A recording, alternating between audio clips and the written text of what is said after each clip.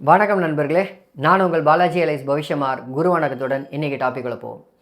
இன்றைக்கி நம்ம பார்க்க போகிற டாபிக் என்ன அப்படி பார்த்தோன்னா, பாதகாதிபதி நன்மையை செய்வாரா அல்லது பாதகாதிபதி தீமையை செய்வாரா, எப்பொழுது தீமையை செய்வார்? சரி, ஃபஸ்ட்டு பாதகாதிபதினா யார்? ஒரு ஜாதகத்தில் பாதகாதிபதி அப்படின்றவர் யாருன்னு முதல்ல தெரிஞ்சுக்கங்க. சரலக்னம், ஸ்திர லக்னம், அதுக்கப்புறம் உபய லக்னம் அப்படின்னு சொல்லிட்டு 3 அமைப்புகள் இருக்குது. சரத்துக்கு 11ஆம் அதிபதி, ஸ்திரத்திற்கு 9ஆம் அதிபதி, உபயத்திற்கு 7ஆம் அதிபதி. இவங்க 3 பேரும் பாதகாதிபதி அப்படின்னு சொல்லுவாங்க. இதில் நான் ஜாதக கட்டம் போட்டு கூட காமிக்கிறேன். ஸோ இந்த அமைப்புகளை பார்த்தோன்னா, இந்த பாதகாதிபதி அப்படின்றது தீமையை தான் செய்வார் அல்லது நன்மையை தான் செய்வார். அதாவது பாதகாதிபதி பாதகஸ்தானத்துடன் தொடர்பு கொண்டு அதிக சுபத்துவமாக இருக்கும் பொழுதுதான் தீமையை செய்வார் அப்படின்னா ஒரு விதத்தில் அது சரி இல்லைன்னு சொல்ல, ஒரு 30% அது உண்மைதான். ஆனால் பாதகாதிபதின்றவர் யார்? அவர் பாதகத்தை செய்யணும் அப்படின்னா பாதகம்னா என்ன அப்படின்னு அடுத்த கேள்விக்குள்ளே நான் வந்துடுவேன். ஒரு உதாரணத்திற்கு, ஒரு பெரிய பாதிப்பு, பெருத்த அவமானம், பெரிய பாதிப்பு, இழப்பு அப்படின்னு வந்தால் அதுதான் பாதகம். அப்படின்னா பாதகாதிபதி அந்த மாதிரியான பெரிய பெரிய பாதகத்தை தான் செய்யணும் அப்படின்ற அடிப்படை இல்லாமல் சிறிய சிறிய கஷ்டங்களையும் செய்வார், சின்ன சின்ன பிரச்சனைகளையும் தருவார் அப்படின்றத நம்ம கண்டிப்பாக புரிஞ்சுக்கிட்டே ஆகணும். உதாரணத்திற்கு, பாதகாதிபதி எப்பவுமே ஒரு உதாரணம், சரி இது இங்கே போடுறதுக்கு முன்னாடி இதை நான் உங்களுக்கு விளக்கிடுறேன். இதெல்லாம் சர வீடு, இதெல்லாம் ஸ்திர வீடு, இதெல்லாம் உபய வீடு.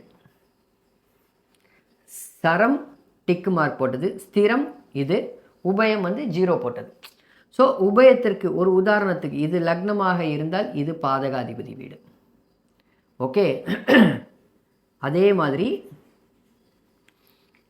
இது லக்னமாக இருந்தால் இது பாதகாதிபதி வீடு. ஓகே, அதாவது 11ஆம் அதிபதி அப்படின்னு சொல்கிறது. அதே மாதிரி இது லக்னமாக இருந்தால் இது பாதகாதிபதி. ஸோ 9ஆம் அதிபதி அப்படின்னு சொல்கிறது. ஸோ சரம், ஸ்திரம், உபயம் அப்படின்றத இதை புரிஞ்சுக்கிறதுக்காக உங்களுக்கு போட்டேன். இப்போது ஏதாவது ஒரு லக்னம், ஒரு உதாரணத்துக்கு ஃபஸ்ட்டு ரூல் என்ன அப்படின்றத புரிஞ்சுக்கங்க. பாதகாதிபதி, அஷ்டமாதிபதி, அது சரி, எதுக்கு அஷ்டமாதிபதின்னு இப்படி இந்த மாதிரி போடணும்? பாதகாதிபதி 6, 8ஆம் அதிபதியின் சாரத்தை பெறக்கூடாது. இது உண்மை, ரூல் நம்பர் 1. இதை நல்லா ஞாபகம் வச்சுக்கோங்க. ஏதாவது ஒரு பிரச்சனையை கண்டிப்பாக கொடுத்துருவார், ஏதாவது ஒரு பிரச்சனையை கொடுத்துருவார். அது உங்களுக்கு தெரியாமல் இருக்கும், ஆனால் அது இப்படி தான் நடந்தது, அப்படி தான் நடந்தது, நம்ம போஸ்ட்மார்ட்டம் பண்ணி நம்ம புரிஞ்சுப்போம். ஆனால் பிரச்சனை தான், புரியுதுங்களா? அப்படின்றத ஞாபகம் வச்சுக்கோங்க. ஒரு உதாரணத்திற்கு, மேஷ லக்னம், பாதகாதிபதி யாரு? சனி. இந்த சனி பாதகஸ்தானத்திலேயே அவிட்ட நட்சத்திரத்தில், அவிட்டம் அதாவது செவ்வாயோடைய அஷ்டமாதிபதியோடைய நட்சத்திரத்தில் இருந்தால், அதாவது பொதுவாக பாதகாதிபதி அதிக சுபத்துவமாய் பாதகஸ்தானத்துடன் தொடர்பு கொள்ளும் பொழுதுதான் பாதகத்தை தருவார்னா, இந்த இடத்துல பார்த்தீங்கன்னா இந்த பாதகாதிபதி இவர் இயற்கை பாவராகி சனியாகி, அப்போ பாதகத்தை தரமாட்டார்ன்ற அடிப்படை வந்துடும். ஆனால் இவர் அவிட்ட நட்சத்திரத்தில் உட்கார்ந்துட்டு இருக்கும்பொழுது கண்டிப்பாக பிரச்சனையை செய்வார். குறைந்தபட்சம், நான் சொல்கிறது குறைஞ்சபட்சம், காலபுருஷனுக்கு 8ஆம் அதிபதியுடைய சாரம். ஓகே, காலபுருஷனுக்கு 8ஆம் அதிபதியுடைய சாரம். அதன் பின் லக்னத்திற்கு 8ஆம் அதிபதியுடைய சாரம் வாங்கியிருக்கக்கூடிய இவர் குறைஞ்சபட்சம் முட்டிக்கால் கால் சம்பந்தமான பிரச்சனையை தருவார். நான் சொல்கிறது மினிமம். அவருடைய தசை புக்தின்றதையே விட்டுருங்க, இந்த ஜாதகருக்கு இருக்கும். உடனே அந்த தசையில் தான் நடக்குமா, அந்த புக்தியில் தான் நடக்குமா? இல்லை, இந்த ஜாதகத்தில் இந்த ஜாதகருக்கு கண்டிப்பாக தருவார். ஒருவேளை சூரியனுடைய தொடர்பு நேருக்கு நேர் இருக்கும்போது சர்வ நிச்சயமாக தருவார். அதன் பிறகு ஒருவேளை அந்த அஷ்டமாதிபதி செவ்வாய் பாதகாய் இங்கே சஷ்டாஷ்டகமாக இருந்தால் கண்டிப்பாக தருவார். ஸோ அப்போ ரூல் என்ன இங்கே? பாதகாதிபதி அஷ்டமாதிபதியுடைய சாரம் பெறக்கூடாது, கண்டிப்பாக பெறக்கூடாது. இதில் இன்னும் அடுத்த அமைப்பு என்னன்னா, பாகைமுறை அமைப்பில் ஒரு உதாரணத்திற்கு இந்த இடத்தில் 3 5 டிகிரியில் இருக்காருன்னு வச்சுப்போம். 5 டிகிரியில் இருக்கார். அவிட்ட நட்சத்திரம் 5 டிகிரியில் இருக்கார். லக்ன முனை 5 டிகிரி, செவ்வாய் இங்கே 5 டிகிரி இல்லை 6 டிகிரி. கண்டிப்பாக இருக்கும், 100% இருக்கும், பிரச்சனை இருக்கும். இன்னும் சொல்லப்போனால் ஆரம்பத்தில் இந்த ஜாதகருக்கு ஆரம்பத்திலிருந்தே இவருக்கு ஒரு சில சம்பந்தமான பிரச்சனைகள், உடல் ரீதியான ஒரு சில பிரச்சனைகளை இவருக்கு இந்த பாதகாதிபதி கொடுத்துருவார். அது நமக்கே எடுத்துக்கவே புரிஞ்சிக்கவே முடியாது. ஒரு குறை ஒன்று கண்டிப்பாக இருக்கும் இந்த ஜாதகத்துக்கு, அப்படின்றத ஞாபகம் வச்சுக்கோங்க. ஸோ அப்போது இந்த மாதிரி அமைப்பு தானா சார் அப்படின்னா இல்லை, பொதுவாகவே. சரி, ஒருவேளை சார் இல்லை சார் இவர் இப்படி இல்லை, அஷ்டமாதிபதி சாரத்தில் இல்லை, ஆனால் இவர் இங்கே சதய நட்சத்திரத்தில் 10 டிகிரியில் இருக்கார். சனிக்கு சாரம் கொடுத்தது ராகுவாகி அவர் இந்த இடத்தில்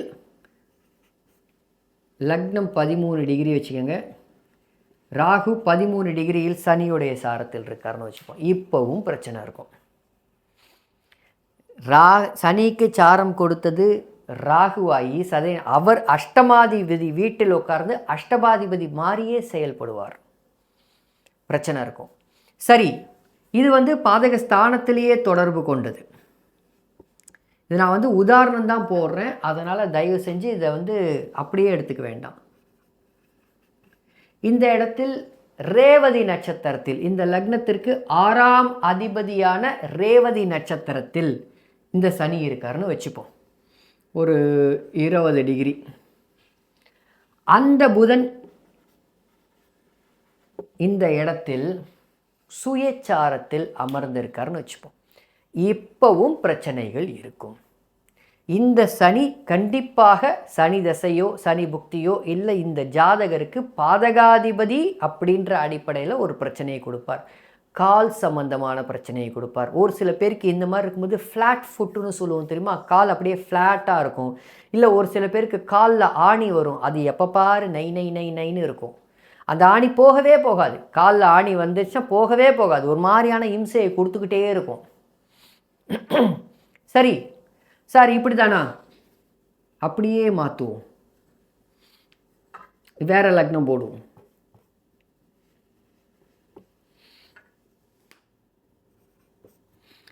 பாதகாதிபதி புதன். இந்த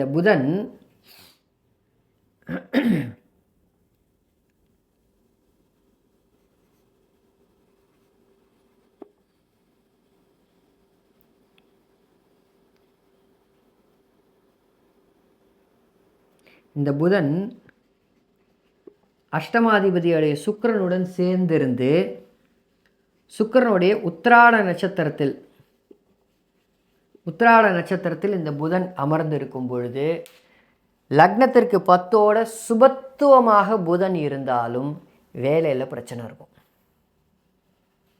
நான் சொல்கிறது புரியும்னு நினைக்கிறேன். வேலையில் பிரச்சனை இருக்கும். அதாவது 6-8ஆக இருக்கும் பொழுது லக்னத்துடன் லக்ன பாகையோடு பொருந்தும் பொழுது அஷ்டமாதிபதி பொருந்தும் போது ஒரு குறையை கொடுக்குற அதே பாதகாதிபதி இங்கே வேலையில் ஒரு 7.5 கொடுப்பார். நல்லா இருக்கும். அதாவது எப்படி, எனக்கு ரெக்கக்னிஷன் இல்லை, நான் எவ்வளவோ கஷ்டப்பட்டு உழைக்கிறேன், எனக்கு மட்டும் ரெக்கக்னிஷனே கிடைக்க மாட்டேங்குது, எனக்கு மட்டும் வேலையில் நிம்மதியே கிடைக்க மாட்டேங்குது, எனக்கு மட்டும் பூர்வீக ஏதாவது ஒரு சொத்து வாங்கினா ஒரு 7.5 இருக்குது, சொத்து வாங்கணும்னு நினைக்கிறேன் ஆனால் என்னால் வாங்க முடியல. இந்த மாதிரி ஏதாவது ஒரு இடைஞ்சலை கொடுத்து கொண்டே இருப்பார் பாதகாதிபதி. நான் சொல்கிறது புரியும்னு நினைக்கிறேன். ஏன்னா இந்த மாதிரியான காம்பினேஷன்ஸ் போட்டுக்கிட்டே போகலாம். அதனால தான் சொன்னேன், பாதகாதிபதி பிரச்சனையை கொடுப்பார்னா கண்டிப்பாக பிரச்சனையை கொடுப்பார். பாதகஸ்தானத்திலே இருந்துதான் பிரச்சனையை கொடுக்கணும் என்ற அவசியம் இல்லை. பாதகாதிபதி அஷ்டமாதிபதி அல்லது 6ஆம் அதிபதியுடைய சாரத்தில் இருந்து அந்த இடத்தில் அவர் சாரம் கொடுத்தவன் அவருக்கு எப்படி இருக்கார்ன்றதை பொறுத்து தான் பாதகாதிபதி பிரச்சனையை கொடுப்பார். ஒரு உதாரணத்துக்கு இது எல்லாருக்கும் தெரிஞ்ச ஜாதகம்.